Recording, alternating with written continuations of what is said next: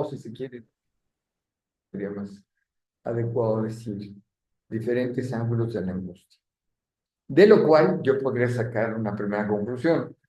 La angustia, hola Margarita, la angustia es algo que de alguna manera es complejo, tiene múltiples facetas, múltiples caras, y no solo una. Y esto, tanto en la teoría como en el ejercicio práctico, la angustia puede tener grados, puede llegar a grados extremos, como digo, de lo terrorífico, y también puede ser, de alguna manera, algo que justamente sirva, que nos pone, es una alerta, ¿no? Eh, de pronto, la angustia nos previene, digamos, de un accidente, de alguna cuestión de esta naturaleza, ¿no? Eh, pero el aparato psíquico no funciona de la manera en que uno siempre pensara que la angustia tiene este elemento de señal o de automatismo, ¿no? Es decir, no se piensa, se reacciona simplemente para mantener la vida, ¿no? Hay diferentes aproximaciones que tuvo Freud, pero una en la que me quiero centrar es este asunto que aparece en el libro de 1926. Cuando decimos 1926, queremos decir que Freud ya está considerando la segunda tópica. Recuerden, la primera tópica es inconsciente, preconsciente, percepción, conciencia, y la segunda tópica ya es una cosa mucho más elaborada, donde es el yo, bueno, el ello, el yo y el superyo, y donde llega a establecer una cuestión eh, profundamente revolucionaria, a mi entender, que es la idea de que el yo también es inconsciente, o que tiene partes inconscientes. Y que esas partes inconscientes justamente tienen que ver con estos elementos de defensa. Las defensas son de alguna manera, o de muchas maneras, inconscientes y tal. Bueno, inhibición, síntoma y angustia. ¿Qué quieren decir estos términos? Bueno, la inhibición es, digamos en términos menos finos, la inhibición es que algo que uno podía hacer normalmente deja de hacerlo, ¿no? Eh, pongamos el ejemplo de la inhibición ante lo que llaman pánico escénico, ¿no? Es decir, cuando alguien se presenta en público de varias personas y de repente, pues, hay una inhibición. Las personas tienen diferentes reacciones corporales, les sudan las manos, y siente verdaderamente una inhibición, es decir, no puede hablar, ¿no? O habla torpemente, ¿no? Bueno, ese es, digamos, el sentido más general. La inhibición es una reducción o limitación funcional del yo, ¿no? El yo baja en una actividad y que no es necesariamente patológica, ¿no? Eh, nos inhibimos, eh, o buena parte de nuestra relación con nosotros, como decía, es de inhibición. ¿Qué quiere esto decir? Que no decimos lo que realmente pensamos en las personas, que llegamos a decirlo, viene a ser altamente problemática. Entonces, inhibimos nuestra respuesta bajo la forma de elementos de cortesía, algo que los mexicanos somos muy buenos para hacer, porque preferimos las formas diplomáticas, las formas suaves, eufemísticas, a decir las cosas de manera directa. ¿Sí? ¿Se me escucha, Daniel? ¿Sí? El síntoma,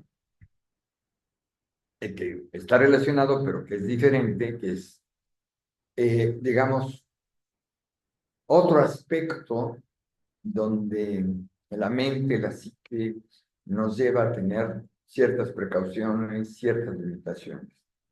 El síntoma es el sustituto de una satisfacción pulsional reprimida.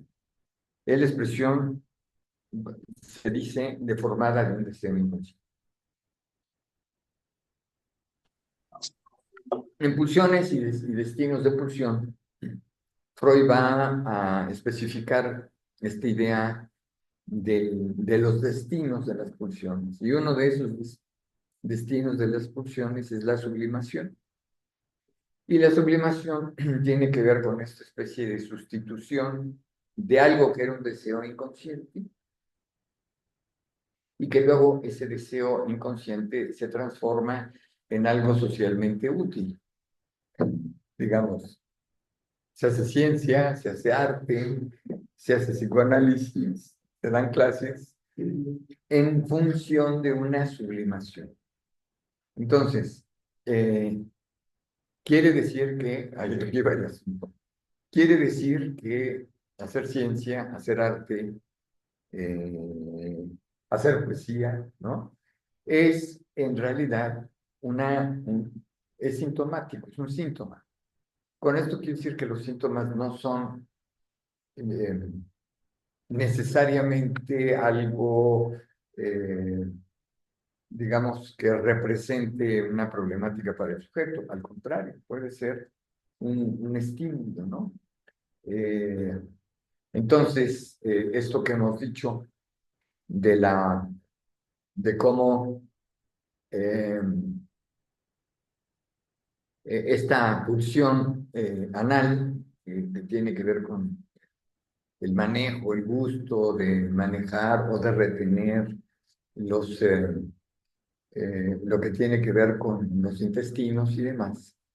Freud ve cómo eso se sublima a través de comportamientos, situaciones sublimadas, en donde el que era el niño ahí regodeándose con sus heces, de pronto pues se vuelve, por ejemplo, chef, ¿no? Entonces empieza a trabajar con las manos, a hacer, digamos, esta sensación de crear, ¿no? Cuando meten la mano en las lechugas y toda esta cuestión, es una cuestión sublimada en términos del psicoanálisis. ¿Y por qué es sublimada? Bueno, digamos que la tesis de la que parte Freud es para entender cómo funciona la psique, el psiquismo, quiere decir que siempre tenemos un origen, siempre hay algo en la construcción de la subjetividad que tiene que ver con etapas tempranas. Esa es una visión. Esa es una visión del psicoanálisis que es, digamos, una especie de visión evolutiva donde justamente me parece que Freud aquí es de alguna manera el heredero de los principios darwinianos de la adaptación. Y de estos procesos de adaptación, pues también hay una adaptación social, ¿no? Como vamos a ir viendo. Y la angustia es el afecto que señala un peligro para el yo. Tiene funciones de señal y de defensa. Son las dos que vamos a ver. En la idea inicial de Freud, Freud trata, digamos, el asunto de la angustia muy tempranamente, pero de manera, digamos, un poco más teorizada, más conceptualizada, en el libro de la interpretación de los sueños, donde la angustia aparece así, con la idea de que la angustia se genera por represión. Es decir, Freud tiene en este momento la idea de que si algo se reprime, si hay represión, eso va a generar angustia para el sujeto. ¿Por qué? Bueno, pues porque si la represión es un dique, una contención, una barrera a la salida completa, la descarga completa de una pulsión, entonces eh, digamos que el sujeto va a sufrir porque no tiene esa descarga. Y inicialmente lo piensa en relación precisamente con la sexualidad. Y dice, claro, la sexualidad, cuando es reprimida, pues va a generar angustias. Particularmente está pensando en la histeria, ¿no? Según esa interpretación, deriva o es consecuencia de una insatisfacción sexual, especialmente en las mujeres, y que entonces eso generaría angustia, esa situación de desasosiego también. Sí, sí. Y ahí creo que en el texto, en la introducción y edición síntoma y angustia, como, son como 10 páginas, ¿no? De todos los puntos donde Ujú, se hacen ahí como que el cuento de la discusión. Y me acuerdo que leí uno de los apartados que decía que justo en esa interpretación, el agente de la representación que se ve reprimida hace que la angustia surja como consecuencia, ¿no? ujú. Como se reprime la representación, pero el afecto permanece, estas se transmuta, se transmuta, o y ahí por favor la revisión en parte de este. Sí, digamos que el modelo que tiene Freud en ese momento es la histeria, Sí, o es, una cierta idea de la histeria, porque luego va cambiando. Y es un poco también cercana al sentido común, ¿no? Y si, ¿qué le pasa a esta muchacha? ¿Qué le pasa a esta mujer? Todo, pues no, es que no tiene una vida sexual activa y tal, ¿no? no, Exacto, ¿no? Entonces, eso puede, entonces, como bien dices, generar una representación angustiosa. Por ejemplo, una inhibición que tiene este componente angustioso, porque parece que inhibición, síntoma y angustia, la desinhibición se termina y luego vienen sus síntomas y finalmente la angustia. No, no, son conceptos que fluyen, ¿no? Que, que la inhibición puede ser sintomática o que la inhibición puede ser angustiosa, algún grado de angustia, o que la angustia lleva a la inhibición, que es un poco lo que está inicialmente pensándose, ¿no? Entonces, uno de los comportamientos es el evitamiento.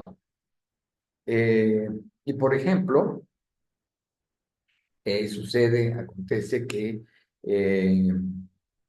se forma una idea angustiosa de las relaciones sexuales.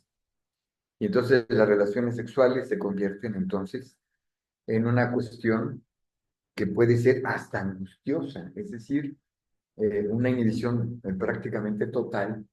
Y eso tiene que ver con algo que los, ah, los médicos y psiquiatras de la época de Freud estudiaban en términos de lo que se llamaba frigidez, término que agarraron de frigidez y que respondería entonces a una situación angustiosa. Inclusive esto hasta llegar a tener relaciones que son verdaderamente molestas, que son verdaderamente contraproducentes, ¿no? Y que se daba en la época de Freud, ¿no? Steckel, un psicoanalista cercano a Freud, eh, tiene justamente toda esta idea del concepto de frigidez y que hoy ya no hablamos de frigidez, sino hablamos de disfunciones sexuales, en el sentido de que puede haber un tratamiento para eliminarlo, porque también se va a pensar, esta mujer es frígida o este hombre nomás no, ya, por naturaleza, y no, no hay tal cosa, es algo que es susceptible de ser. Pero a partir de 1926, en esta inhibición, síntoma y angustia, cambia de idea. Y entonces lo que era causa pasa a ser efecto y lo que es efecto para ser causa. Es decir, lo que genera el síntoma es la angustia. Es decir, la angustia precede conceptualmente a la represión. Porque originalmente, para Freud, la represión obviamente viene desde afuera, y cuando digo desde afuera quiero decir del otro, del sujeto eh, de los padres inicialmente, aunque no son de los padres propiamente, sino de la cultura, del momento cultural, ¿no? Entonces, eh, la represión vendría a ser un elemento que tiene que ver con la censura, ciertas cosas no se deben hacer, ciertas cosas están prohibidas, y eso nos va constituyendo como sujetos, ¿no? Entonces, las pulsiones no son, dice Freud, las pulsiones no van a ser dominadas, sino que las pulsiones van a encontrar diferentes salidas, ¿no? Ok, bueno, entonces, eh, dejo como tema, para que volvamos sobre la discusión final, de por qué este cambio, ¿no? ¿Por qué la represión llevaba a la angustia, según esta primera aproximación de Freud, que era básicamente relacionado, insisto, creo, me parece, en buena medida por el modelo de interpretación de la histeria. Y luego cambia esta perspectiva. ¿Cómo es que cambia esta perspectiva? Bueno, entre los estudios sobre la histeria y la interpretación de los sueños, median casi 20 años, o más de 20 años, y inhibición, síntoma y angustia ya tiene en cuenta el aparato psíquico y por tanto otros tipos de angustia. Una angustia relacionada con el yo, que antes no aparece, no está conceptualizada, porque no hay propiamente una definición del yo, más allá del yo placer primario, que habla inicialmente, pero no hay una conceptualización del yo hasta 1920. Entonces, adelanto algo para que lo vayamos discutiendo. La angustia tiene que ver con el yo, con el eje. Pero eso no lo explica todo, hay que tener más. Solo Araceli, ya se incorpora Araceli. Bueno, volvemos entonces Hola, sobre buenos esto, días, ¿no? doctor. Bueno, la angustia como señal del yo. Estoy eh, extrayendo estos conceptos de inhibición sintomática. El yo utiliza la angustia como un mecanismo de alarma ante un peligro interno o externo, ¿no? Ahora, fíjense bien, a ver, no estamos para, digamos, para entrar en estas aclaraciones, pero es importante. El yo, el yo es un concepto, una categoría, una manera de entender cierto tipo de procesos. Pero el yo no es independiente de los otros componentes, ¿no? Dice, por un lado, depende del ello, y este ello justamente es ese que llamó el caldero de las pulsiones, es decir, ahí donde las pulsiones están, como diría alguien, a todo lo que dan, y el yo tiene que mediar porque hay una cuestión social donde no puedes hacer estas cuestiones, ¿no? El ejemplo al que recurro siempre es decir, hay una pulsión exhibicionista eh, que se nota en los bebés, de exhibirse, de mostrarse y sobre todo mostrar el cuerpo, y que hemos introyectado la represión de tal manera que en las mañanas no nos preguntamos si vas a salir desnudo o no, sino qué es lo que te vas a poner. Ya de entrada ya está la represión funcionando, ¿me explico? Una represión funcional. Entonces, aunque hubiese un impulso, y sí lo hay, porque todos somos de alguna manera entre voyeristas y exhibicionistas, todos somos en alguna medida, ¿no? ¿En qué medida? En la medida en que lo privado justamente permite este tipo de cosas, ¿no? Es decir, por ejemplo, esta cuestión ahí inhibitoria que sucede en muchas parejas donde tanto el hombre como la mujer dice, apaga la luz, ¿no? Se apaga la luz, no nos vamos a ver desnudos, ¿no? No nos vamos a mostrar. Y sin embargo, ahí están desnudos, ¿no? Y entonces hay esta situación donde se introyectan estas, ¿eh? Esta represión. Porque yo, entonces, dice, es vasallo, es un sirviente de la realidad social y es un sirviente del super yo que le va a decir, eso no está bien, compañero, no lo haga así, no lo haga, o hágalo así, pero en privado, es decir, como excepción, como algo que debe estar entonces de una esfera no pública. Es decir, sí, se vale la exhibición, pero no pública, ¿no? Por así decirlo. Por tomar este ejemplo, ¿no? Podríamos ir viendo cada una de las funciones, pero bueno, ahí está. Y por eso llega a decir Freud que el yo es vasallo, o sea, sirviente de la realidad social, del super yo, que habla del deber, y de las pulsiones del ello, ¿no? Donde el ello lo que hace es exigencias, ¿no? Entonces entonces, ¿qué es el yo? Pues, a ver, nadie puede ubicar el yo, como tampoco puedes incluir, encontrar anatómicamente dónde está el ello, ¿no? No hay tales cosas, sino tienen que ver con un componente que Freud no desarrolla, pero sí utiliza, que es el lenguaje.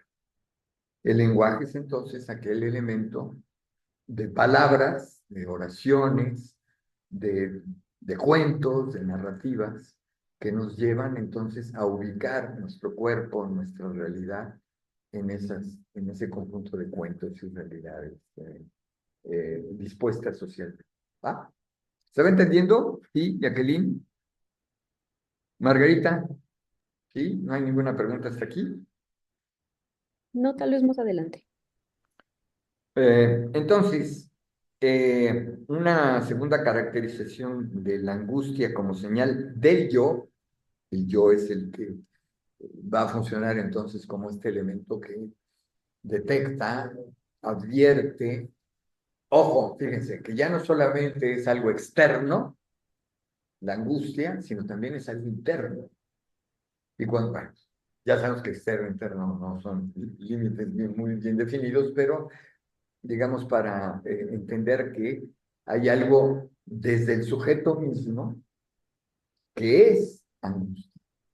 O sea, la angustia no es necesariamente por algo que acontece en su realidad externa, sino que tiene que ver con sus propios pensamientos, con sus propias figuraciones, con sus fantasías, ¿no? Y entonces ahí es donde aparece este proceso fundamental que llama Freud conflicto psíquico. Entonces, para mi manera de entender, mi visión síntoma y angustia quiere decir, es una eh, sobredimensión del el conflicto psíquico. Siempre conflicto psíquico, siempre, ¿no? Voy a clase o no voy a clase, ¿no? Estoy atento o no estoy atento, etcétera. Todo eso tiene que ver con nuestras pulsiones.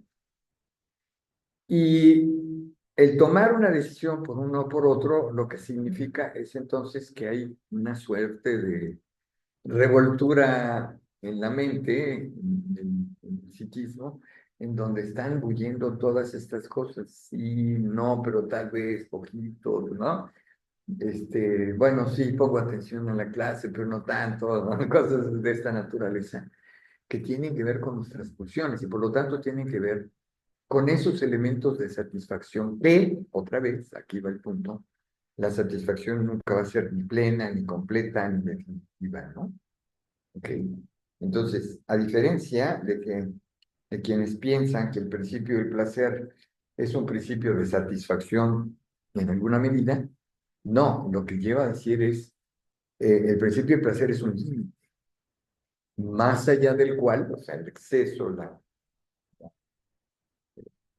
la salida total de estas pulsiones lleva a la destrucción objeto, como ocurre en algunos casos No sé cómo se dice, una creatividad, de estas personas que vuelven, desarrollan esta adicción a la dopamina, hace que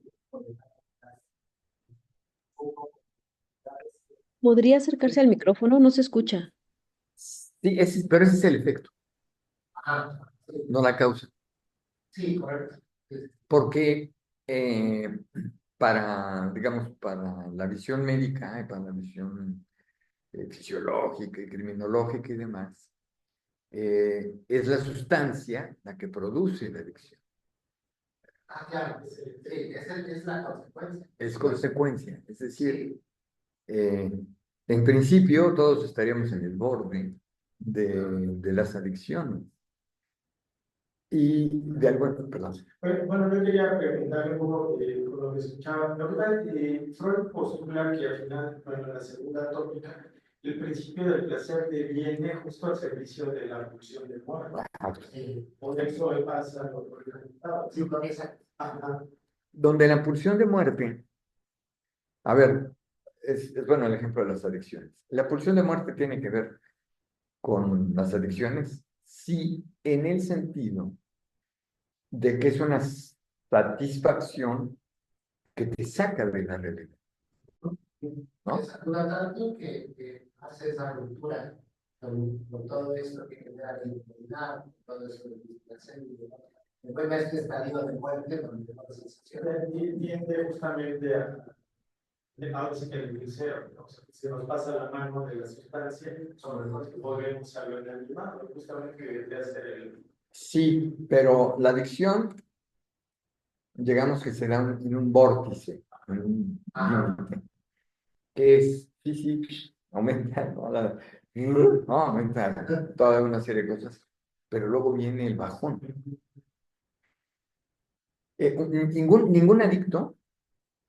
Ningún adicto puede soslayar el hecho de que luego viene el bajón. Pero no necesariamente las drogas, digamos, duras, etcétera, sino el café, pero particularmente el cigarro. Fumar un cigarrillo es una cuestión que, ¿no? Que da la satisfacción, que tiene que ver con componentes bioquímicos y demás, sí, es cierto, pero el síndrome, lo que llaman síndrome de abstención. O sea, ningún fumador deja de sentir inquietud, que puede ser angustia incluso, por no fumar. Le pasa a las personas que tienen una gran adicción a fumar y de repente tienen que hacer un viaje en avión. Y entonces se angustian justamente, pero no por fumar, sino por el otro elemento que siempre está presente, es decir, la caída, ¿no? Entonces, esa caída es el elemento de la pulsión de muerte. Entonces uno diría, a ver, es buscar la satisfacción, pero sabiendo que esa satisfacción te va a llevar a un punto donde viene la caída. El alcoholismo. El alcohólico empieza a beber, a beber, a beber y sabe, anticipa, es decir, hay un elemento de previsión, digamos, donde va a llegar al punto en el que está completamente descontrolado, ¿no? Entonces, si bien va bebiendo una detrás de otra, después viene justamente este elemento de la abstinencia. Y la abstinencia, digamos, lo que genera o produce es grados angustiosos.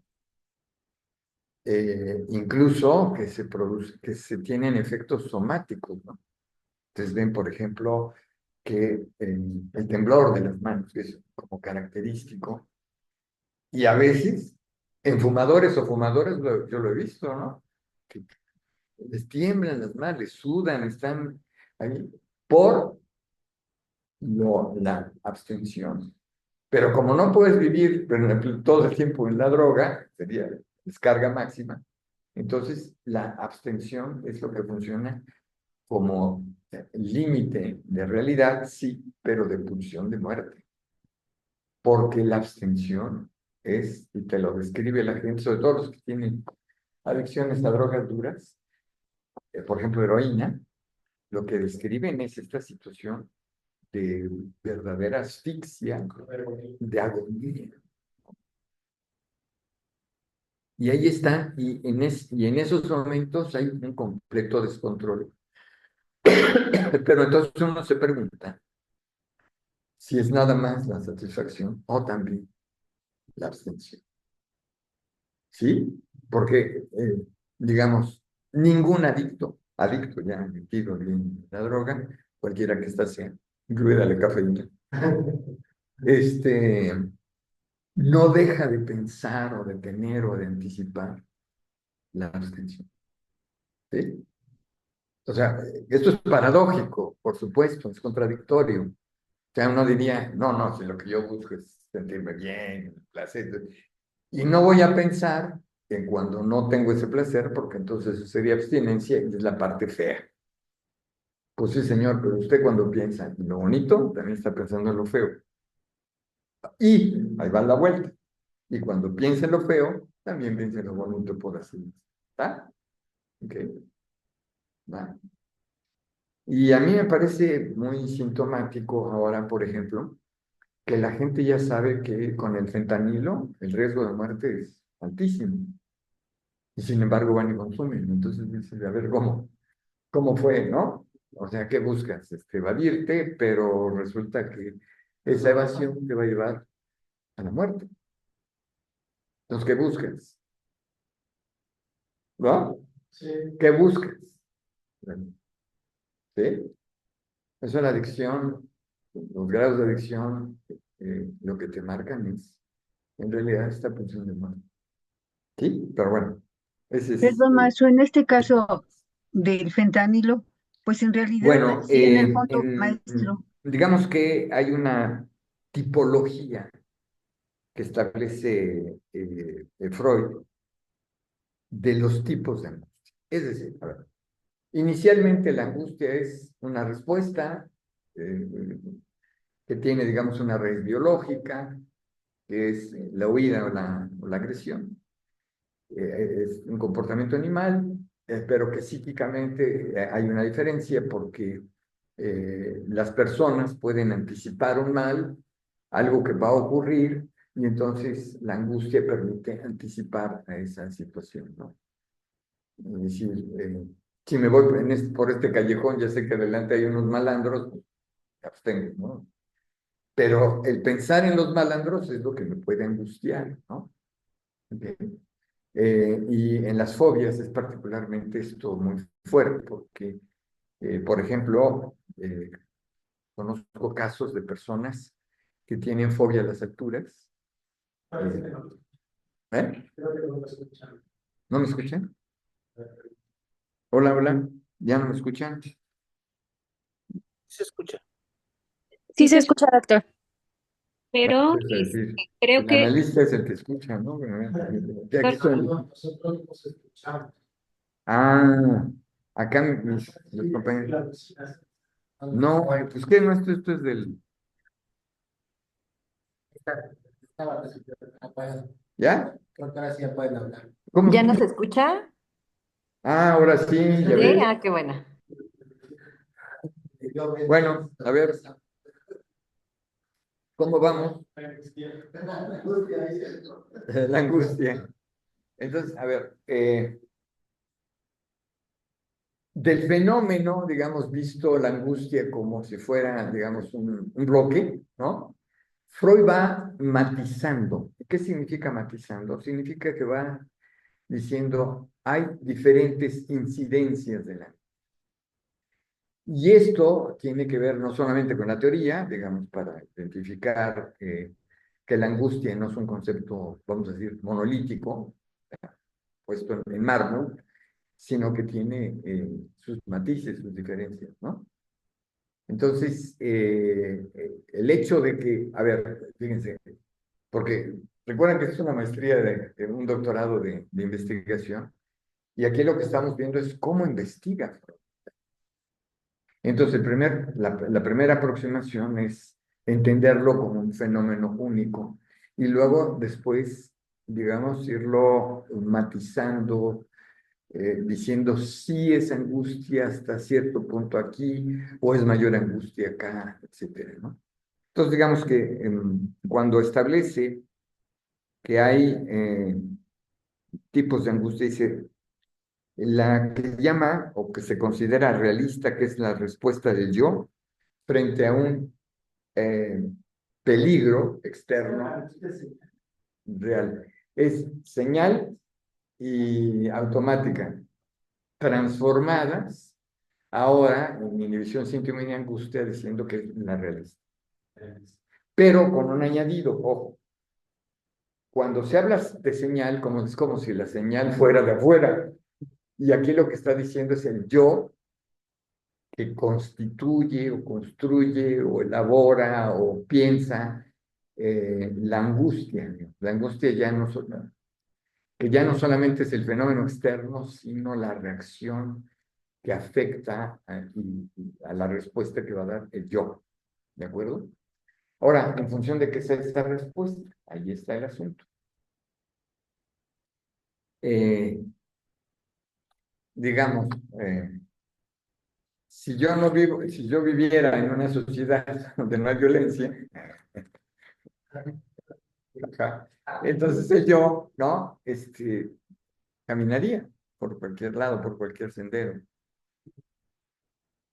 Y no caminamos por cualquier sendero, no vamos por cualquier lado, no vamos a cualquier hora. Piensen, por ejemplo, lo que está ocurriendo ahora en Sinaloa, por tomar un ejemplo, donde la gente a las 6 de la tarde se recluye, ¿no? Y hay una especie de toma, de, de, ¿cómo se llama? De toque de queda, ¿no? Que ya la noche ya no es placentera, sino la noche es displacentera y angustiosa. Pero ¿de dónde viene? En esta etapa, Freud va a decir, es un cálculo, es una percepción que tiene que ver con el yo. ¿Va? Ahora, ¿en función de qué? Otra vez. ¿Y este yo de qué está hecho? Este yo está hecho de una serie de informaciones sobre el contexto en el cual te mueves. ¿Sí? Es mi interpretación, ¿eh? Así dicho, no está dicho tal cual en Freud. La otra le llama una angustia neurótica, que es un temor sin objeto conocido, vinculado a deseos inconscientes. A ver, un temor sin objeto conocido, es la neurosis, la angustia neurótica. Una manera de expresarlo en los pacientes es, siento ansiedad. Justo ahí no aparece otra vez esa confusión actual, donde se deja de dar el concepto de la angustia y la ansiedad comienza a bloquearse socialmente. Ajá. O en la otra, ¿no? Tengo mucho estrés, ¿no? Entonces, sus conceptos, estrés y el otro que sea, pero en exceso, porque estoy preocupado porque tengo que pagar la renta, ¿vale? Es decir, es realista. Y tiene un objeto. No hay Ese es el algo punto. desconocido. Exacto. Exacto. La ansiedad, digamos que es el término que utilizan los pacientes. Términos muy moderno ahora para la venta de la salud mental. Sí. ¿Qué? Es ansiedad. Ah, porque tomas un ansiolítico. Sí, sí, para entenderse, ve al psicólogo. Ve al psicólogo, ve al médico para que te recete algo, ¿no? Y son los ansiolíticos, y efectivamente funcionan, ¿no? El ansiolítico más común ahora es el paracetamol. ¿Sí? Para cualquier cuestión así, claro. a ciertos niveles de ansiedad, tómese su paracetamol. Y entonces es pensado, como dices tú, en términos fisiológicos. Y el psicoanálisis lo piensa en términos del aparato psíquico, del psiquismo, de la mente, si queremos decir, de esta manera. Y entonces la angustia neurótica es, bueno, ¿y usted siente ansiedad por qué? No sé. Es lo que dicen los pacientes. Eh, siento, y también llegan y dicen, ¿no? Siento angustia. ¿Y a qué cree que se deba la angustia? No sé. Entonces, este no sé es, digamos, una intervención sobre el saber del yo. El yo no sabe.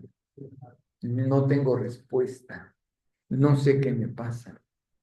O sé qué me pasa, pero al mismo tiempo no lo puedo controlar. ¿Ok? O sea, las decepciones amorosas, los fracasos económicos, los fracasos escolares, todo un conjunto de cosas que pueden desencadenar, a ver, ahí va, la angustia, pero otra vez, no es simplemente el hecho, sino cómo se lee, cómo se interpreta, porque hay gente que dice, sí, ya me voy a la bancarrota y todo, pero pues el día de mañana empiezo otra vez. ¿Cuál es la diferencia? El procesamiento que hace el yo de esta información, ¿de acuerdo? Entonces, lo que llama la angustia neurótica, y habla de otro tipo de angustia, justamente ligada a lo de la pulsión de muerte, que es esta angustia moral, ¿no? Esta angustia moral frente a una cierta, digamos, llamemos, desaprobación del superior. Entonces, en este caso, la angustia es moral porque, eh, a ver, les pasa a las personas, por ejemplo, hablando de adicciones, las personas que van y juran, hacen su juramento para no beber, ahora que están, ya pasó la cuaresma, no sé, alguien que me No, diga, no, no. todavía no, pero para la cuaresma hay gente que va y jura, ¿no? Ah, Hace su juramento. siempre, o sea, siempre es bueno, un buen momento para ir a jugar. Bueno, es la circunstancia social. Y entonces, aquí hay una angustia moral, porque resulta que pues, vas a una reunión, entonces, ¿qué no? Es debo, no debo, debo, no debo. No hay una cuestión, digamos, física, sino tiene que ver con esto, con los valores. Es que hice la promesa de no beber, ¿no? Y es una exigencia del superior, cumple tus promesas, ¿ok? Pero ese cumple tus promesas no no es ajeno, digamos, a este conjunto de imperativos que funcionan en el superior. Y entonces esta angustia moral es algo que abre una perspectiva, porque tú dices, es que los pacientes no solamente sienten angustia por algo en particular o por nada, como la angustia neurótica, sino también por sus propios valores, por los valores que he interiorizado, que son los valores de la familia. Y los valores de la familia son en realidad los valores sociales. Eso se podría depositar inicialmente bajo esta lógica en otro tipo de angustia señal, que ya está en la señalización simbólica instaurada en el sujeto de las cosas que no deben o tienen prohibido trascender. No, yo diría que hay una ligera diferencia. La angustia señal es a partir de un dato, ¿ok? De un dato, de algo. Lo que decía, ¿no? El callejón ahí oscuro, bueno, El bache en la carretera. el bache en la carretera, etcétera, ¿no? Los individuos embosados, ¿no? Etcétera, todo eso es una señal, ¿ok? La angustia neurótica eh, eh, es que yo no puedo dejar de trabajar, por ejemplo. Oiga, pero los workaholics, ¿no? no puedo dejar de trabajar. ¿Por qué? Porque me voy a sentir mal, ¿eh? ¿Dónde está el objeto? ¿Es el trabajo? No, es el que se siente mal. Él se siente, o ella se siente. Y eso es muy extraordinariamente común, ¿no? Y tiene Freud, perdón, Freud decía justo que la angustia pues no tenía objeto, ¿no? la Eh, angustia neurótica que llamamos. ajá, exactamente. Y ahí estamos hablando de contenido, para Freud sería contenido reprimido, ¿no? Es lo que quiero volver. ¿La represión dio origen a la angustia? O, como viene a plantear después, la angustia da lugar a la represión. Quiero volver sobre esto, Cintia, al final, Ok, ¿no? ok. Pero fíjense que, ¿no? La respuesta de Cintia nos está diciendo otra vez. Es que la represión eh, es lo que genera la angustia. ¿Por qué el giro? ¿Por qué dio la vuelta? Sí, Freud. ¿Y eso tendría que ver con la fobia? La fobia es una forma de neurosis que tiene que ver con determinados, no puedo decir que determinados objetos, por ejemplo, sabemos, el caso típico es la fobia del pequeño Hans, o el lobo en el caso exacto. Sí, entonces es una fobia a algo, pero las fobias son de un montón de cosas, ¿no? O sea, Es el desplazamiento hacia un objeto externo, ¿no? Supuestamente bajo, ¿desplazamiento de qué? eh, lo pienso de esta manera, probablemente sé que estoy mal.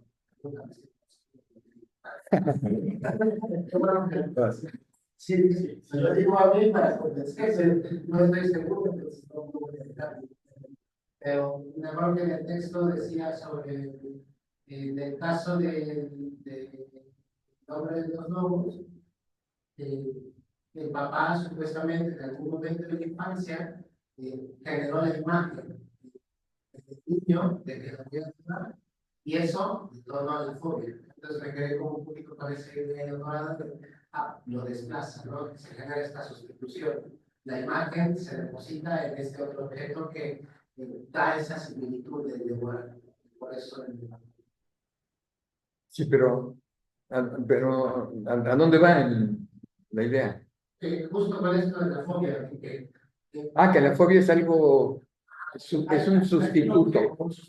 Ahí estoy, en eso sí estoy de acuerdo. En la fobia hay un objeto, ¿no? Que se ha desplazado, hay un objeto al que se le teme. En la angustia, pues no. La angustia fóbica es eso, Ajá. un desplazamiento, ¿no? Es lo que está... Sí, pero justamente sería angustia fóbica, ¿no? O sea, con la Sí, angustia sí. como neurótica no. Es que Cintia habló, preguntó sobre la fobia, ¿no? Ajá. Donde pareciera haber un objeto, es decir, el perro, el caballo, pero no es, esa no es la fobia. O sea, sí, la fobia se manifiesta en estos objetos, pero no son los objetos los que provocan la fobia, psicoanalíticamente, sino otra cosa que está siendo sustituida o desplazada, como dijiste, de algo, digamos, no puedo pensar que papá me va a devorar. O la castración, ¿no? Como cáncer. O la castración en el sentido, por ejemplo, neurótico. ¿Cuál es el sentido neurótico de la castración? Bueno, según digamos, la visión más estándar sobre estas cosas, es de quién es la castrada. La castrada es la madre. Entonces, la castración de la madre implica, se antepone, está implicada por el asunto de que en el inconsciente no hay un registro para la mujer, pero sí para la madre fálica. O sea, una madre completa. ¿Ok? Entonces, esa es la hipótesis, cuando el acontecimiento es el niño y también la niña, descubren que ahí debería haber algo y no hay, hay algo que está ahí ausente, es decir, no hay ahí pene, ¿no? No hay ahí protuberancia, no hay nada. Eso, el reflejo es para el bebé, perdón, para el niño, porque no el bebé, para el niño significa, es que eso me puede pasar a mí. O para la niña, eso me ha pasado a mí. ¿Va? ¿Qué es eso? La castración. Entonces, la castración genera este elemento de angustia y probablemente ahí vamos empezando a ver por qué el giro de Freud, ¿no? De que la angustia genera la represión y no al revés. Entonces, el asunto es ahí donde este proceso donde hay un miedo a la castración. Que sin embargo, fíjate, este es el gran asunto, es que sí debe haber. Y es ahí donde aparece el fetichismo. No lo hay, pero debe haber, ¿no? O el otro, si le pasó a ella, me puede pasar a mí. ¿Por qué? ¿Cuál es el término de comparación? Insisto, en lo inconsciente está la madre fálica.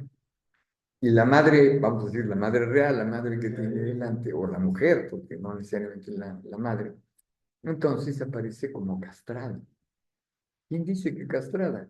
Es la interpretación que da el niño de esta discrepancia entre lo que está completo y lo que está vacío, lo que es nada, ¿no? Entonces yo me puedo convertir en nada, y eso es, creo que angustiante, ¿no? Hay una angustia Por eso infantil, tiene este lugar la angustia de castración. me puedo convertir en nada, ¿no? Puedo desaparecer. Y puedo desaparecer es esta cuestión de la segunda muerte que habla, ¿no? Hay una primera muerte que es, puedo desaparecer. O estoy mutilada, digamos que podría decir la niña, estoy mutilada, estoy incompleta, pero algo tiene que completarlo. No llegan los superversos.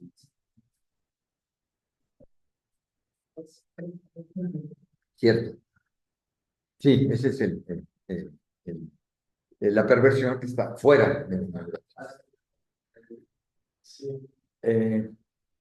y prácticamente uno puede suponer que los perversos no tienen. Tienen impulsividad, ¿no? Claro, por supuesto, pero impulsividad no quiere decir angustia. Sería como el sustituto. Porque la angustia está como controlada, Sí, de hecho no no sustituto. suele no. No es que reemplace. Si, cuando algo se reemplaza, ojo, piénsalo siempre. Vamos a decir, es que el otro no desaparece, queda reemplazado, sustituido. Sí, no transita por la angustia aunque la tenga. Es una manera exactamente de evitar la angustia. O sea, el artículo de Freud sobre esto es el fetichismo. Y el fetichismo es exactamente decir, la mirada, ¿no? Cómo se va moviendo la mirada hasta llegar al punto donde no hay. Y el perverso dice, sí hay. ¿Y qué es eso que sí hay? El fetiche. Eso ya es después. Lo primero es, eh, de todas maneras está completa. Porque si está completa ella, estoy completo yo. Si ella está mutilada, yo voy a estar mutilado, soy nada. Y el perverso no se permite eso. El perverso dice, sí, yo, claro, por supuesto, yo domino. ¿Por qué? Bueno, pues porque yo hablo con el de arriba y el de arriba ya me dijo, yo soy el bueno, tal, ¿no? O sea, yo tengo otra ley, ese es el punto, yo tengo otra ley. ¿Ah? ¿Sí? No sé, Cintia, si vamos apuntando el tema, porque, ¿no? Bueno, a ver, el mecanismo de formación de síntomas, que es lo que va en esta lectura desarrollando, que es el síntoma aparece cuando la represión fracasa parcialmente.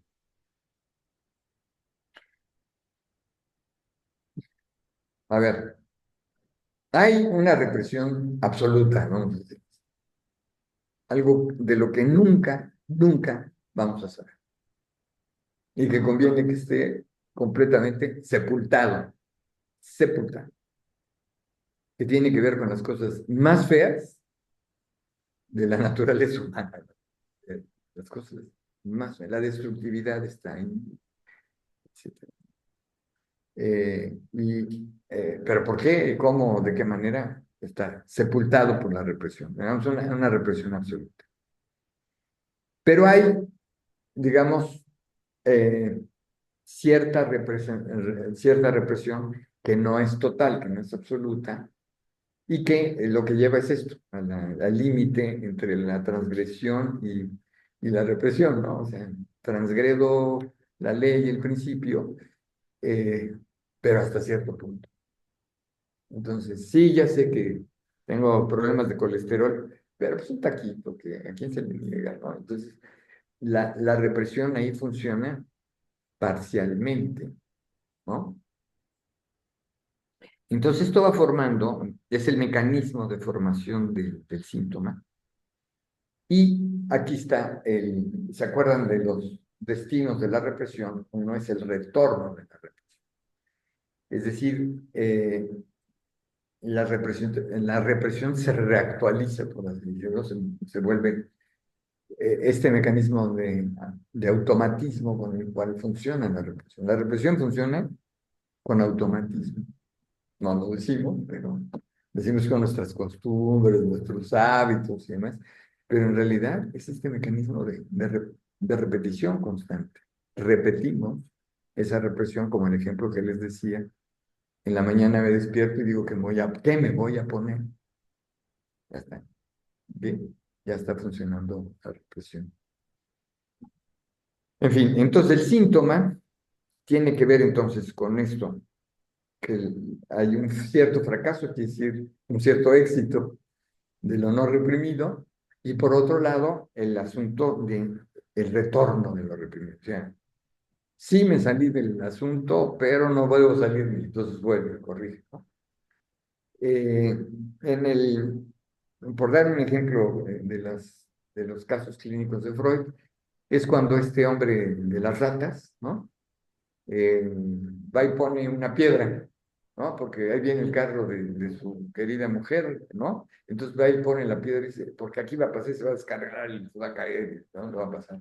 Y luego se arrepiente y va otra vez y quita, ¿no? Y ya quitó la piedra. Y luego otra vez, ya que quitó la piedra, vuelve otra vez a ponerlo, ¿no? Entonces, no me refiero a los lentes y más, porque es más complicado el asunto, pero ahí tienes el caso, donde hay una represión que funciona por su vuelta en la represión, ¿no? Entonces resulta que sí, es mejor retirar la piedra, ¿no? Que es lo que se debe hacer. Bueno, entonces, eh, ¿cuál es? Aquí va otro elemento para ir pensando por qué la angustia es la que genera la represión. El síntoma tiene una doble función, que es una satisfacción disfrazada de la pulsión y un compromiso con la defensa, ¿no? Entonces es cuando empiezan estas negociaciones mentales, donde sí, pero no, sí, hasta cierto punto, sí, ¿no? Que vamos haciendo nuestras combinaciones. Bueno, los términos, ¿no?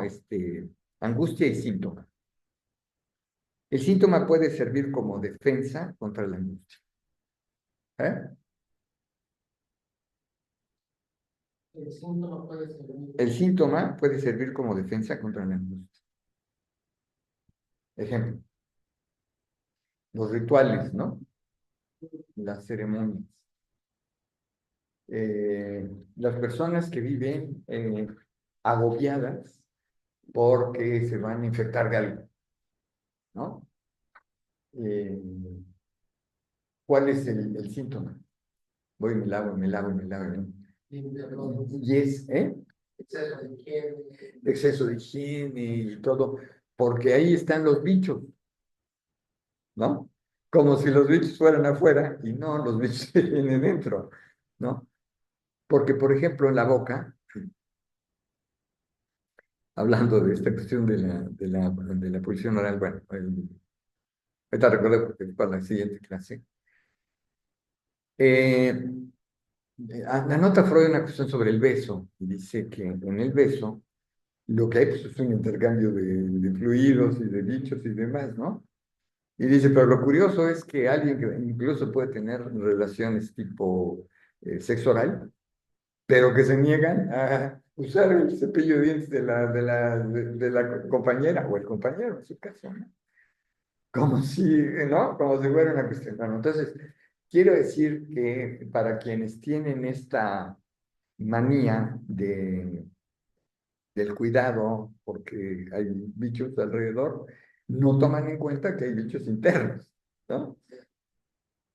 O al revés, hay quienes viven con es que tengo halitosis, entonces tengo que estar constantemente poniéndome el astringosol, y, ¿no? Y me alejo de las personas y les hablo de ladito, etcétera, ¿no?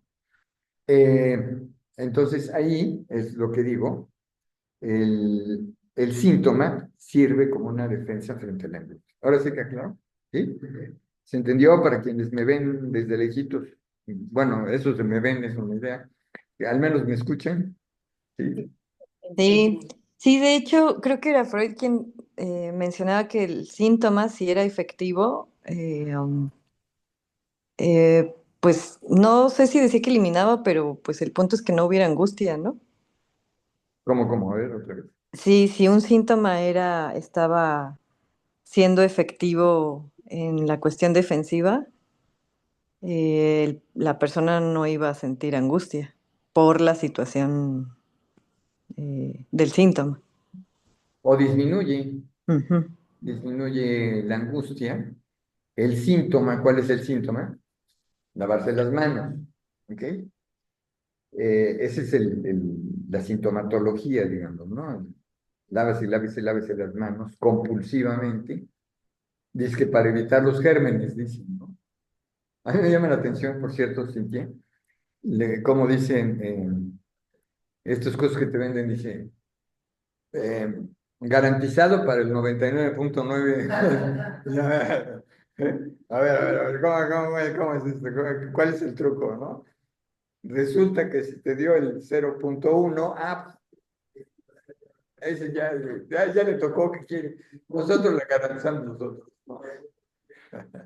Hay que nota que escuchaba, hay esta cuestión de cuando el yo tiende a la incorporación del síntoma, que es cuando se vuelve. No, formación, no incorporación, no se incorpora. No, Se forma, se crea, se genera. en un segundo momento cuando lo intenta, por ejemplo, con la histeria que va, no hay angustia, ¿no? Pero sí, Como, trata como de apropiarse, ¿no? Así, y queda bien la ganancia secundaria del síntoma. Es ahí cuando no hay angustia.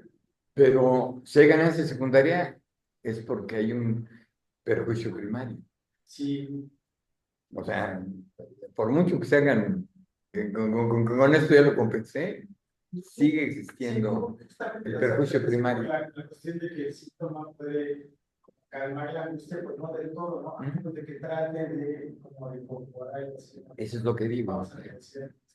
Eso es lo que digo. Por ejemplo, la formación de parejas, ¿no? Tan común en México, de que pues sí, ya tengo al marido, al novio, etcétera, ya está aquí, pero la angustia es que me lo van a quitar, me lo van a bajar, lo voy a perder. Ahora lo tengo, y si lo tengo, lo puedo perder, ¿no? Otra vez. Entonces, el modelo de síntoma es, ¿cuál es aquí? Los celos.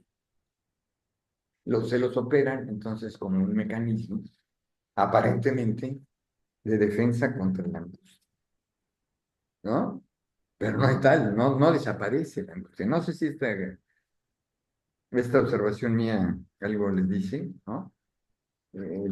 La sintomatología, quien vive la celotipia, es una forma de sí paliar la angustia, pero al mismo tiempo ese paliar la angustia es contraproducente. O sea, Si no lo tuviera, no se angustiaría, por así decirlo, ¿no? Pero porque lo tiene, se angustia, ¿se entiende o no? ¿Sí? Bien. En algunos casos el síntoma reemplaza a la angustia o la contiene, en el sentido de la detiene, ¿no? Es decir, eh, me lavo las manos y de esta manera evito la angustia de estar pensando en los gérmenes, aunque sirve un ratito y luego reaparece, ¿no? Como ya dije. Bueno, las inhibiciones funcionales. En alguna terminología que busqué, dice, las inhibiciones funcionales afectan el desempeño del yo en tareas específicas. Por ejemplo, escribir, hablar, moverse. Es una inhibición funcional, es decir, no nos permite funcionar adecuadamente. Eh, ¿no? A los escritores les pasa con esta cuestión de la página en blanco, ¿no? No sé qué escribir, ya escribí una cosa ahí sensacional y todo, ¿no? Publiqué una obra premiada y tal, y luego les cuesta un enorme trabajo, hay una enorme inhibición para volver a escribir. O el hablar, que ya dije, bueno, pues. Las inhibiciones pueden surgir por conflictos inconscientes, pero que no tienen un contenido simbólico como el síntoma. Para que haya síntoma, eso no lo mencioné, tiene que haber de alguna manera, por esto decía, no tiene que conformarse como un símbolo, un elemento simbólico, un elemento que me permite hablar, decir sobre eh, lo que me angustia.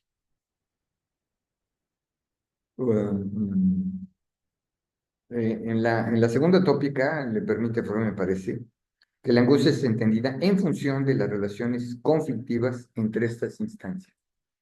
Doy otro elemento para ver por qué el giro. La angustia no es angustia, pum, ya, ¿no? Sujeto, objeto, ya. No. Es la composición de este sujeto en términos de instancias que, que le demandan cosas, digamos, imposibles de satisfacer plenamente. O sea, el ello demanda cosas que el yo no puede cumplir porque tiene que cumplir con las demandas de las exigencias del superior, o la cuestión social, etcétera, ¿no?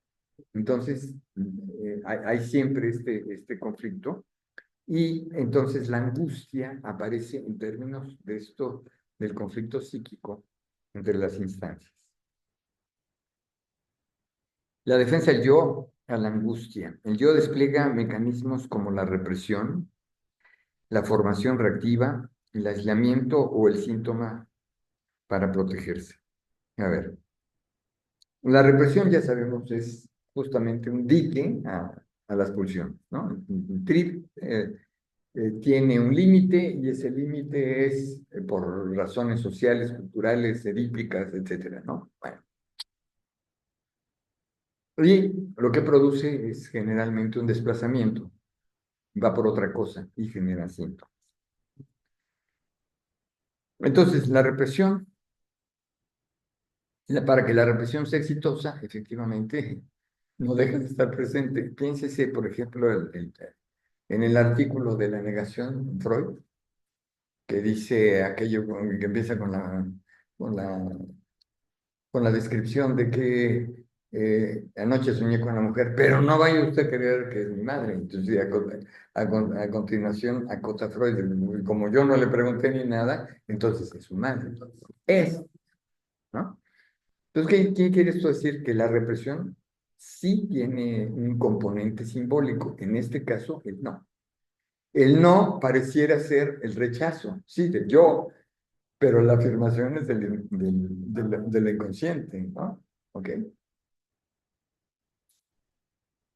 Luego, la formación reactiva. Eh, digamos, caso típico, los niños las niñas entre los 5 y los 7 años no tienen una definición sexual. Entonces, lo que le llevó a Freud a decir, bueno, claro, todos somos bisexuales, al menos en una época así. Y luego suele ocurrir que quien reconoció, quien admitió, quien asumió, quien identificó que podía tener algún principio de homosexualidad, lo rechaza y forma una reacción, hace una reacción, como se llama, una formación reactiva y reacciona en sentido contrario y se vuelve homofóbico, ¿no? Entonces, el odio a los homosexuales, cuando él de alguna manera lo sintió. Vamos a decir que primeramente sintió eso, la atracción, y entonces, como reacción, se transforma como lo contrario. Es el término formación reactiva. El otro es el aislamiento, es decir, sí entiendo que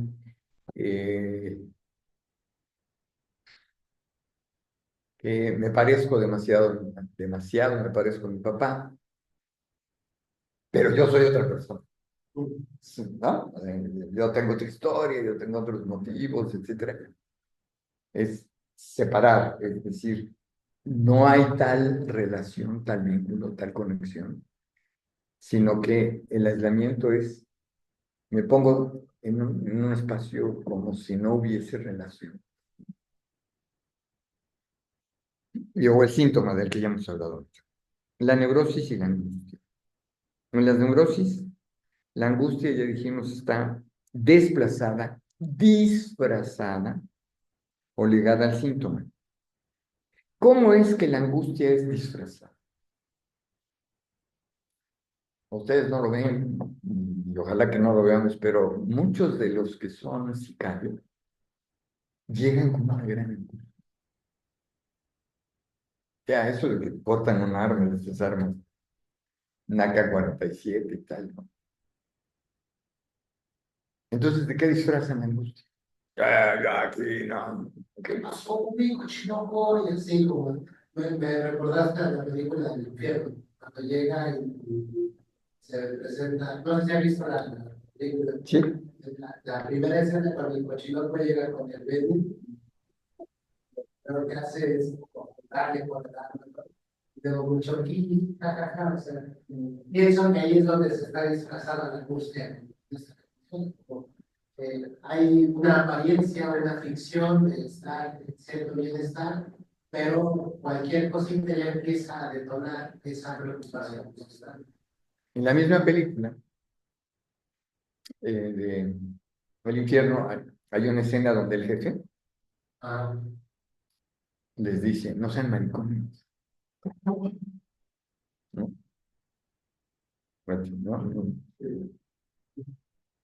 ¿Por qué no enfrentan las cosas? No sean maricones.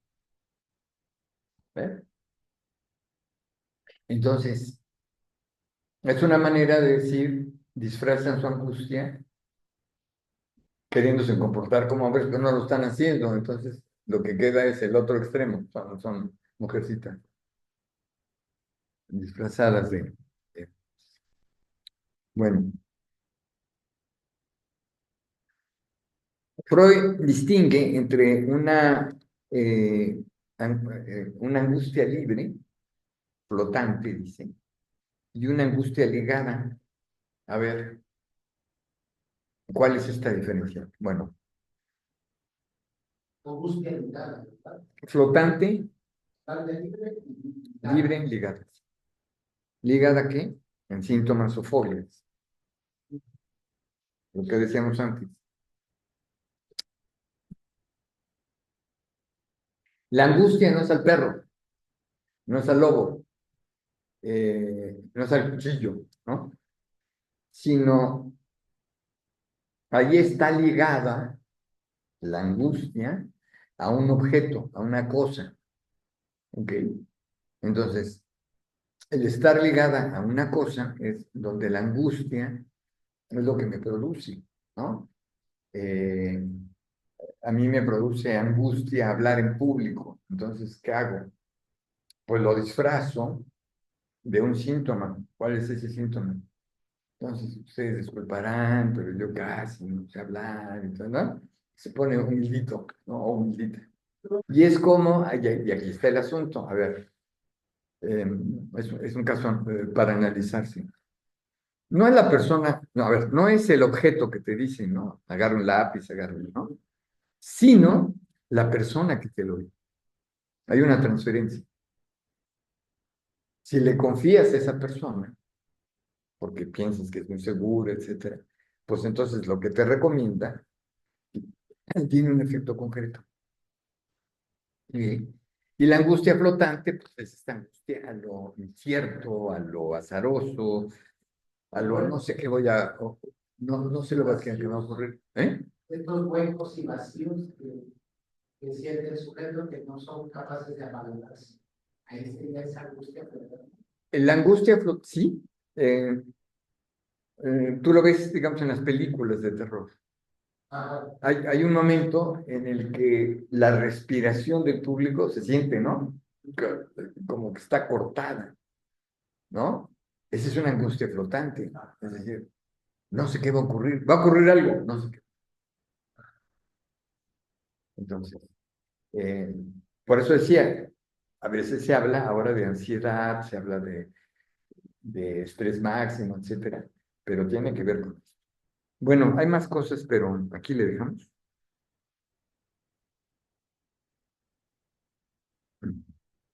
Decía, que es el tema aquí para, en inhibición, síntoma y angustia, Freud invierte la relación y ahora plantea que la angustia, ¿qué es la angustia? La causa de la represión. Este es el tema que tomo como final de clase para discutir.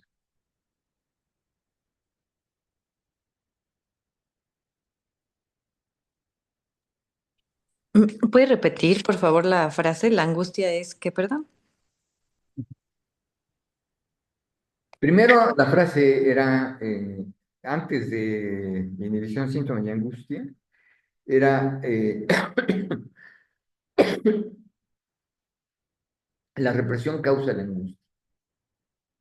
Eso está en la interpretación de los sueños, está, bueno, toda la serie de escritos, digamos, 1905, etcétera. Pero luego cambia.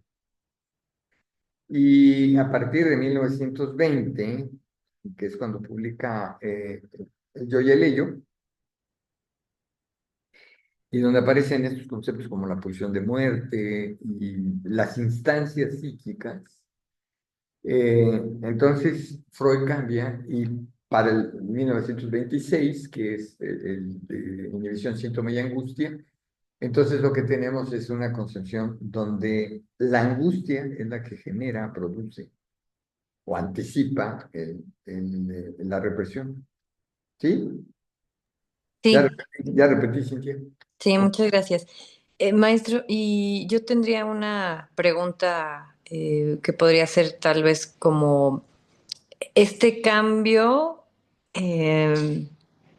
representa o cómo podemos pensar que este cambio tiene efectos en la clínica, o sea, en las intervenciones, ¿no? Por ejemplo, en la escucha del analista, ¿habría diferencias en si yo pienso que la angustia causa la represión, así yo pienso que la represión es la que causa la angustia? ¿Ibas a decir algo? Sí, bueno, pero sí quiere contestarle a A lo que yo sé, Sí. ¿no? Mira, la experiencia clínica nos muestra que la angustia no aparece sola. Así, voy a decir en estado puro, pura angustia, ¿no? Aunque hay momentos, sí, que hay un desbalance completo en los pacientes y entonces pues, ya está como aflorando la angustia de una manera terrible.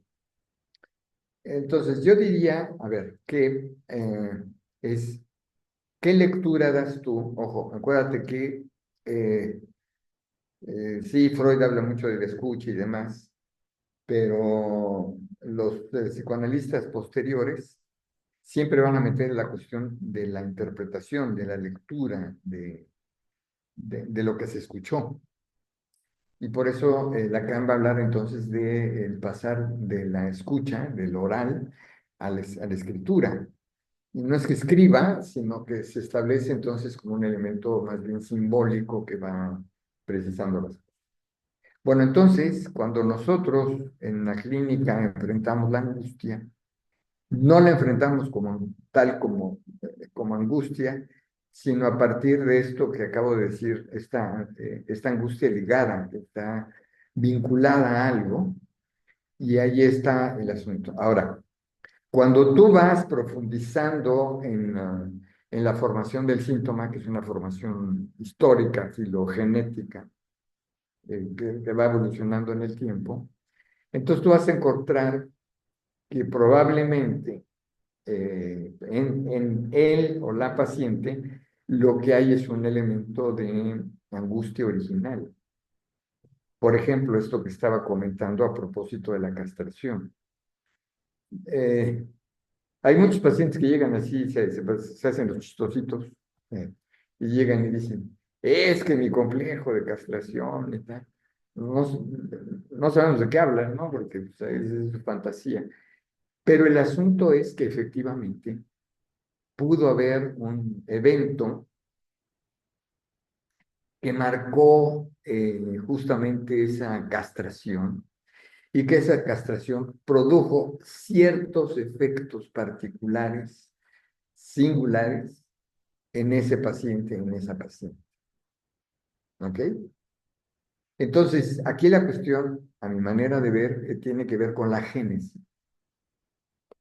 Pero en la escucha tú no escuchas la angustia. Bueno, quiero decir, no escuchas la angustia pura, sino ligada a un síntoma, a una fobia, a la represión, etcétera, ¿no? Pero no la angustia. La angustia es algo que me parece tiene que ver con la génesis, pero esta es mi posición en particular, no sé qué piensan los demás. Gracias. Yo pensaba en este cambio de la angustia como la que provoca la represión por el desvalimiento, por esta El trauma del nacimiento. capacidad de vivir Ah, primario del origen. Y que ahí funda, ¿no? O sea, justo la represión como una forma de hacer frente a esta idea del desvalimiento. del desvale. Sí, porque, pero yo lo pongo antes, ¿no? Yo lo pongo en el trauma, bueno, pongo que Freud también en algún momento lo puso, en el trauma del nacimiento. ¿Qué ha significado lo que les he mencionado, el paso del orden al caos, ¿no? Y que el sentido de sentirse desvalido es porque viene un asistente, ¿no? Lo que dice Freud, alguien que lo asiste, digamos, que dentro del caos trata de poner un cierto orden. Y ese es un orden que se va haciendo primero práctico y luego simbólico.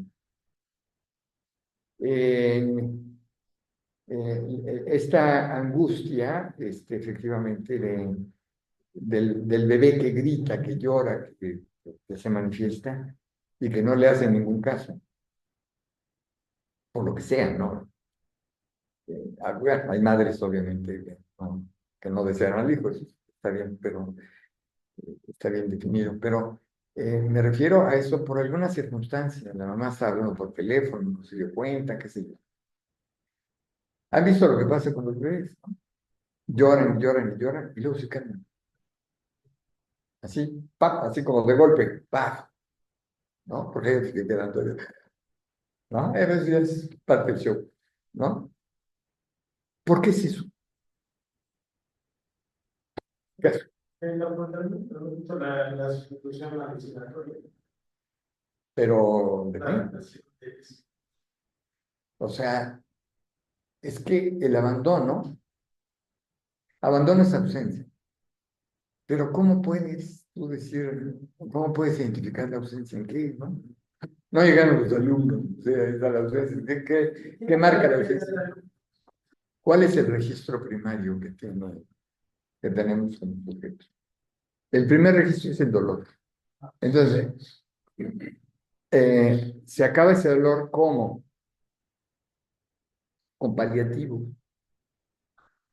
Paliativos. No, antes de eso. Eh, a ver, el pediatra y la mamá dicen que tiene hambre.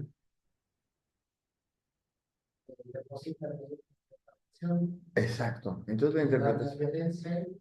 Entonces, ahí, sí, es un acto sí, es un acto de violencia, pero que pacifica. Entonces, lo que pasa es que esto crea un ritmo. O sea, otra vez. Y cuando no tienes un grito primal, que no sabemos qué significa, no sabemos por qué grita, ya dije, cuando se expanden los pulmones, cuando se abren los alvéolos pulmonares, eso es dolorosísimo. Entonces, no sabes si ese es el dolor, pero la interpretación está del otro lado. Entonces, ¿qué va haciendo? Un ciclo. Ese ciclo introduce el elemento simbólico, el tiempo, ¿no? Y ya los recién nacidos son una lata para los padres, porque hay que darle a cada rato, ¿no? El ciclo. Pero el ciclo es un ciclo simbólico. Ya después hasta le ponen horas. Ya le toca, ¿no? Sí, ya es hora. Ya es hora. Entonces, ahí va. Entonces, ahí está. Entonces, ¿qué pasa cuando hay este abandono aparente, ¿no? O sea, abandono que siente? Porque grita y no viene nadie a atenderlo.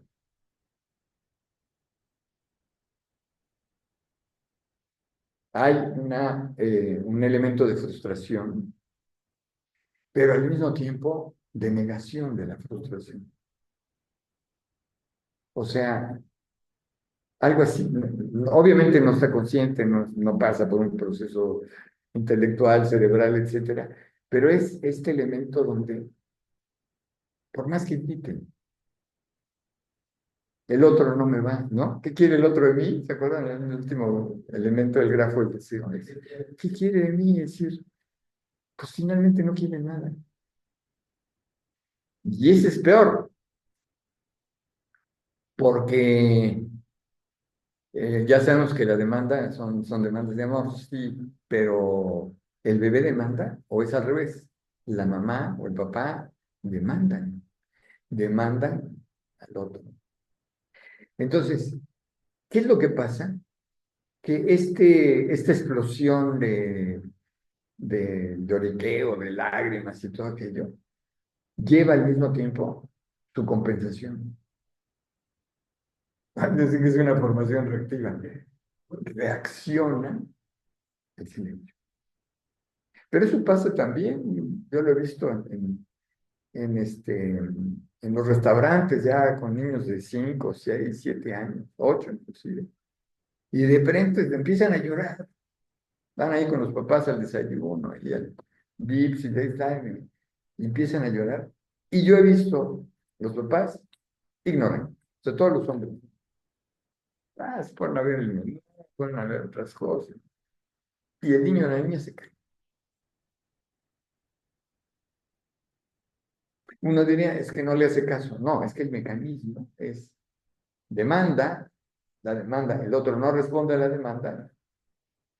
Pues, okay. Entonces, ahí empieza este elemento de compensación, donde hay una sustitución, un reemplazo. Me callo. Porque si me callo, a lo mejor sí me atiende. ¿Va? Paradójico. Parece que grita para que lo atiendan. Es lo que dirían los psicólogos. Eso está llamando la atención, ¿no? Pero el silencio. ¿Sí entienden ahí la paradoja? El silencio tiene mayor poder, ¿no? ¿Sí se entiende? Y ahora, va dirigido al comentario de Cintia. Es lo mismo que pasa en el análisis. Hablamos del silencio del analista y todo. Los pacientes llegan al silencio, que es cuando dicen, aquí se movió algo, ¿no? Y ya no hay manera de responder, porque las respuestas habituales que se tenían no tienen, no están sirviendo.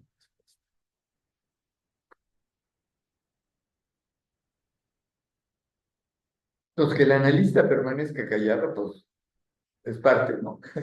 Es parte de la codificación que tenemos en el análisis. Pero ¿qué tal cuando los pacientes se callan? Ahora, estamos teniendo una reacción de parte del analista, ¿no? Es la respuesta, es el intento de respuesta del otro. El otro, algo que me diga, algo que me oriente, ¿no? Algo que me permita estabilizar esta desestabilización en la que estoy en este momento. Es una demanda del otro. Entonces, es un mecanismo que vemos, por ejemplo, en el esquema Z o lambda de Lacan, ¿no? Es una demanda al otro.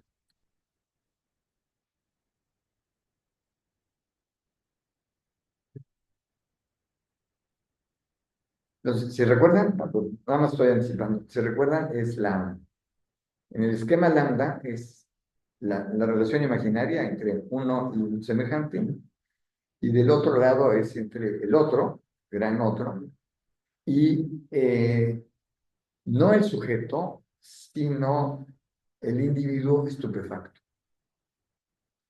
¿Qué pasó? ¿No? ¿Qué pasó?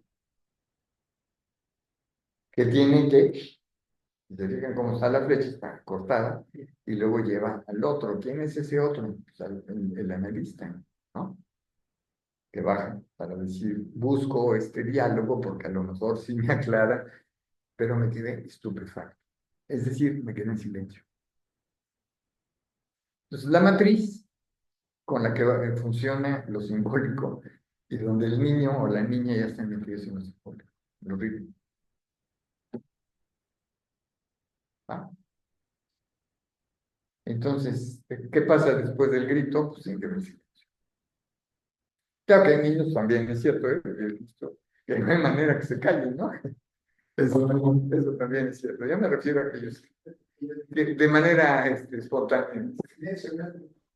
Exacto. Bueno, ¿algo más? Todavía no hemos aclarado, no hemos dicho por qué Freud abandona la idea de que la represión genera angustia a una visión según la cual la angustia genera la represión. Es un tema de seminario de doctorado, ¿eh? Pero, exacto, la angustia es previa. Bueno, yo creo que hay un concepto que deberíamos aquí traer, que es el de mecanismos de defensa, que no es un concepto que haya desarrollado desde el principio, pero se fue poco a poco. Entonces, recuerdan, dentro de los mecanismos de defensa está la represión. Entonces, me parece que, bueno, es cierto, tiene que ver con la idea de las instancias, y subrayo esto que viene exponiendo el yo. El mecanismo regulador de, de la angustia, digamos, de las diferentes formas de angustia es el yo. Pero recordemos que el yo tiene una parte inconsciente. ¿Cómo se llama esa parte inconsciente? Mecanismos de defensa. Esos mecanismos de defensa no son el ello, ojo, son del yo. Los mecanismos de defensa, para que algo, lo voy a decir de una manera un poco rara, para mantener su equilibrio, el yo necesita esos mecanismos de defensa que compensan, que ¿qué es lo que compensa en la angustia? Entonces, finalmente, digamos que Freud le estaría dando la razón a los existencialistas, porque no hay un sentido. No, a diferencia de los animales que con el instinto se guían y tienen ahí sentido, nosotros no tenemos sentido. Entonces, el nacimiento es, como lo describe Heidegger, estar arrojado, lanzado, proyectado sobre el mundo. Y un mundo que no comprendes, que no entiendes. Y que para entenderlo tienes que ir encontrando señales, etcétera, etcétera, que te permitan medio crear un sentido, ¿no? Entonces la angustia es porque no tenemos sentido. No hay sentido, no hay dirección. ¿Qué voy a hacer? ¿Qué quiero ser? ¿Y qué quiero ser ahora? ¿Qué quiero ser después de clase? Etcétera, ¿no? Entonces hay una angustia que, digamos, no es el drama del nacimiento, que lo es, que contribuye, etcétera, etcétera, sino el hecho de que la condición humana no tiene sentido a través de un instinto, como si lo tenemos, ¿no? Esa es mi manera de entenderlo. Entonces es una cuestión filosófica, ¿no? Ahora, Melanie Klein y luego Lacan van a tratar de centrar este elemento de la angustia como algo, como un concepto, como una categoría propiamente psicoanalítica, es decir, no filosófica, sino psicoanalítica, ¿no? Maestro, y eso sería entonces, pero una consecuencia justo en la escucha clínica, ¿no? O sea que, por lo tanto, no toda la angustia necesariamente que venga de, o que refieran los pacientes, pues es neurótica, o incluso no toda la angustia que refieren, pues tiene que ver con algo inconsciente, ¿no? Sino que hay angustias que son, como dice, pues existenciales. Por ejemplo, eso, ¿no? O sea, eh, ¿qué voy a hacer ahora? O sea, hay cierta angustia que no sé si decirlo así, pero que no es propiamente analizable.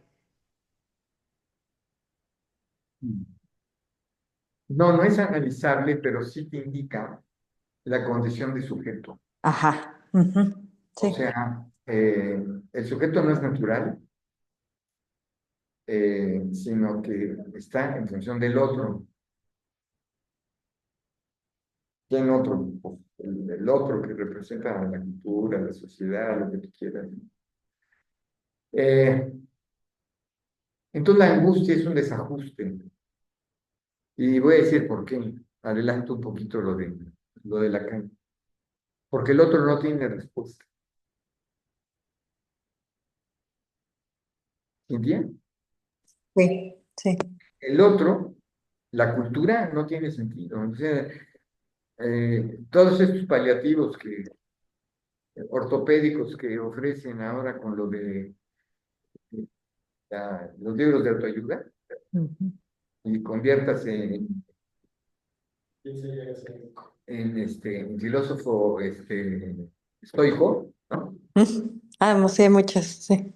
En 10 minutos, o el yoga y todas esas cosas, es que eso no da respuesta, porque tú encuentras cómo muchas gentes que han ido por ese camino llegan al psicoanálisis. ¿Qué quiere decir? ¿Por qué llegan al psicoanálisis? Porque ya le dieron la vuelta a todo lo demás. Y para nosotros, ese que le dio vuelta a todo lo demás es porque no le encuentran sentido. Es un sentido, una falta de sentido. Y el gran asunto, Cintia, es que tampoco el psicoanálisis le va a dar sentido. Ujú, ujú. ¿Eh? Qué triste, digo, no, pues es que no existe sentido. Es que exacto, eso es lo que angustia. Esa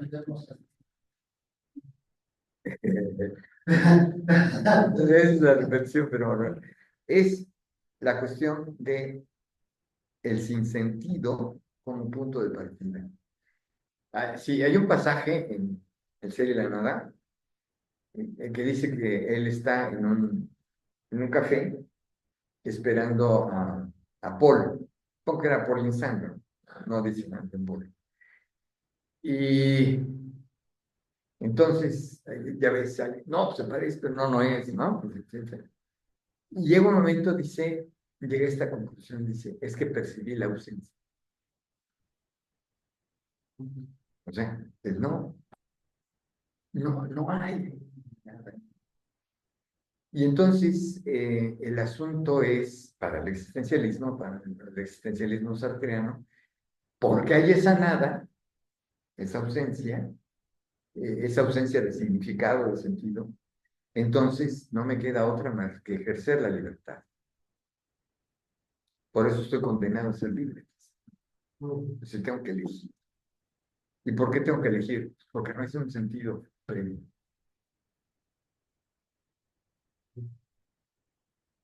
Pero Melanie Klein da otras ofertas.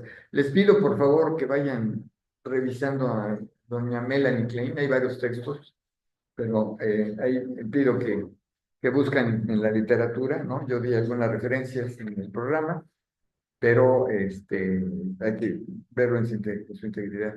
Nos vemos la próxima. Espero que algunos ya puedan venir por acá, así que para verlos en tercera dimensión. Bueno. Sí, gracias, maestro.